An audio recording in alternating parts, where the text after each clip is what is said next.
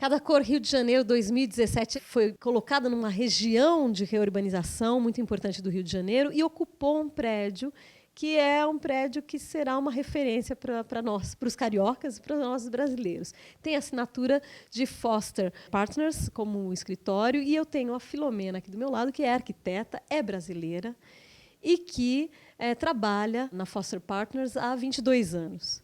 Então, esse vídeo que você vai assistir agora conta um pouco a história desse projeto do Aqua Corporate, que é o prédio que a gente explorou muito durante a cobertura de Casa Cor Rio de Janeiro 2017. Você vai conhecer a história de como é que nasce esse projeto. Mas eu queria começar esse primeiro bloco apresentando a Foster Partners para contar um pouco que escritório é esse.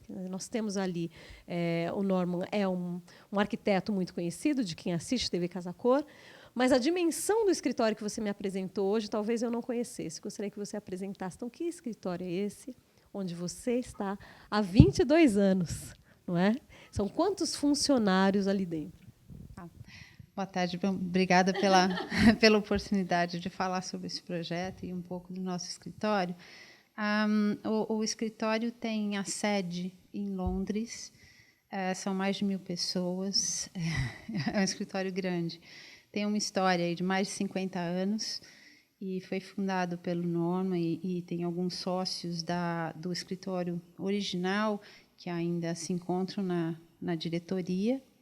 E hoje nós temos atuação em vários países do mundo, temos escritórios em alguns países do mundo e toda vez em que nós construímos um projeto, mesmo que não haja um escritório naquele local, sempre vai ter uma representação nossa acompanhando o projeto até a sua finalização, porque o escritório trabalha com conceitos de projetos que são únicos, cada projeto é único. Não é só a ideia do conceito inicial do design, mas é até a materialização, quando ele fica pronto, quando ele é entregue e ele passa a ser utilizado, né, pelo cliente ou os usuários. E dentro desse processo de trabalho, a gente tem vários grupos.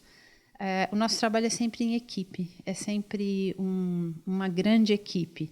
Não são só as mais de 1.000 pessoas no escritório de Londres, mas são os grupos, as equipes nos escritórios locais, juntamente com os projetistas locais. O projeto sempre vai ser fruto dessa interação, tanto dos nossos grupos internos com os projetistas de cada localidade.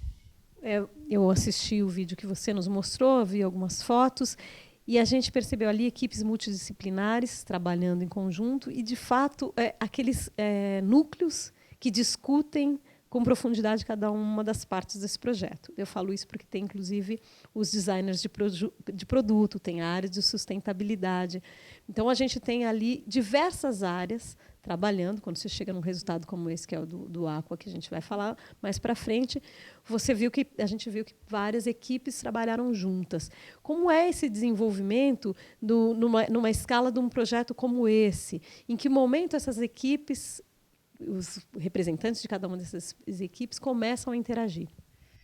Nós sempre temos uma equipe que é focada no projeto. Tá? Então, vai ter um partner, um sócio alocado para aquele projeto específico, com um grupo de arquitetos que vão desenvolver o projeto. E, desde o conceito, essa equipe vai trazer os especialistas de cada área no momento em que o projeto demande essa especialidade. Por exemplo, desde a área do conceito, o grupo de sustentabilidade vai estar envolvido, porque tem a análise do local, a análise do clima, a orientação e o que vai definir as premissas básicas do projeto. Então, o grupo de sustentabilidade vai estar conosco desde o início. A parte estrutural também, desde que começa a aparecer uma ideia do conceito arquitetônico, o grupo de engenharia vai se envolver para que nós possamos começar a testar alguns conceitos, antes que o conceito seja apresentado definitivamente e selecionado para ser desenvolvido mais adiante. E assim por diante, assim, eu acho que nós temos os nossos maquetistas, tanto os profissionais que vão fazer a apresentação final, uma maquete de apresentação, mas temos também uma prática no escritório que é a gente trabalha com croquis à mão, a gente trabalha com uma maquete de isopor que vai ajudando a definir e desenvolver o conceito. Então, embora a gente tenha um suporte de tecnologia bem grande, temos especialistas que desenvolvem o software para trabalhar em partes do projeto específico, até, se for o caso, dependendo da necessidade do projeto, mas essa interação do arquiteto com a parte criativa e com a definição do conceito também usa assim, as ferramentas básicas do arquiteto, que é a lapiseira, o croquis e a maquetinha de papel cartão, assim, uma coisa para explorar ideias. Ao mesmo tempo que tem as impressoras 3D que podem produzir uma maquete fantástica em algumas horas. Então vocês têm lá também. Lá em Londres, sim. Mas eu acho que assim, na verdade, essa coisa do ferramental, ela só vale como um suporte. Na verdade, o que é importante quando se está definindo um conceito é se entender o que são as necessidades do cliente. Onde fica localizado aquele terreno? Qual é o contexto onde ele se insere? Qual é o contexto urbano? Ou quais são os condicionantes? Qual o parâmetro daquele mercado? O que existe de materiais disponíveis? Qual que é aquele clima? Né? Por exemplo, se o terreno estiver orientado de uma certa forma, de que maneira que esse projeto tem que responder essas condicionantes para que ele tenha todos esses componentes e se adequar a esse contexto. Por isso que ele é único, ele não seria repetido. Sim, e aí, a partir do entendimento de todas essas questões, é que essas equipes vão se unindo também para desenvolver esse projeto único. Você, quando chega ao escritório em Londres e começa a trabalhar há 22 anos, era um escritório que já tinha esse tamanho que a gente vê hoje, que já tinha essa estrutura que a gente vê hoje? Na época que eu comecei a trabalhar, lá em 95, na verdade, tinha 150 pessoas.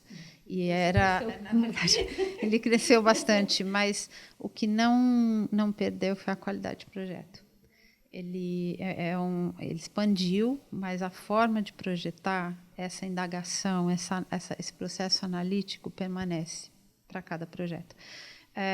Embora tenha essa equipe focada no projeto, que nesse caso específico ela ficou no escritório de Nova York por uma proximidade à equipe do cliente que era em Nova York na época, tem as revisões que são feitas periodicamente pela Design Board, que é um grupo do qual o Norman Foster faz parte, os senior partners de Londres, Dave Nelson, Spencer de Grey, e os senior partners de cada grupo de arquitetura do escritório fazem parte. Além disso, tem a Construction Review, que é um grupo que vai fazer a parte de viabilidade técnica e técnicas construtivas e análise quando o projeto já está mais desenvolvido. Então, qualquer projeto vai passar por esse crivo ao longo da sua vida, ao longo do seu desenvolvimento, até o ponto em que ele acaba na obra. Então, esse contato é bem importante. Antes de eu estar aqui no Brasil, teve uma época em que um colega meu que está em Buenos Aires também deu apoio ao projeto. Então, a gente tem essa rede de escritórios e equipe que está localizada onde for preciso para atender aquele projeto. E isso é bem, bem importante para a gente, acompanhar de perto. É muito bacana. Eu imagino, quem assiste TV Casa, temos muitos estudantes de arquitetura, e você me contou que foi muito interessante, que você foi trabalhar lá, tendo mandado um currículo, foi chamada para uma entrevista. Né? Então, essa é uma coisa interessante, um grande golpe de sorte, mas não só isso, também de competência da sua parte, do teu trajetória, da tua trajetória até ali.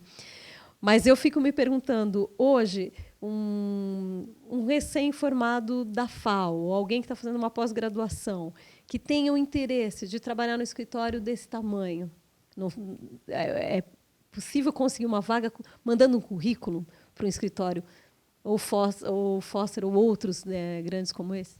Ainda existe isso, sim, de Você manda o seu currículo e se o currículo atender a uma necessidade do escritório, seja qual ele for naquele momento, sim, esse processo de seleção ainda ocorre, sim. O que pode acontecer vai variar dependendo da demanda, né? Porque a questão econômica, financeira do mundo hoje é outra, é diferente. Então, a demanda de projetos e o tipo de especialidades que são necessárias vai variar. Mas, se ocorrer de precisar de ampliar a equipe e tiver a expertise necessária, por que não? É uma forma de contratação, sim. Tem que estar na hora certa, no lugar certo, bem preparado para o momento certo. Tem que ter uma sincronia. Isso sempre vai existir.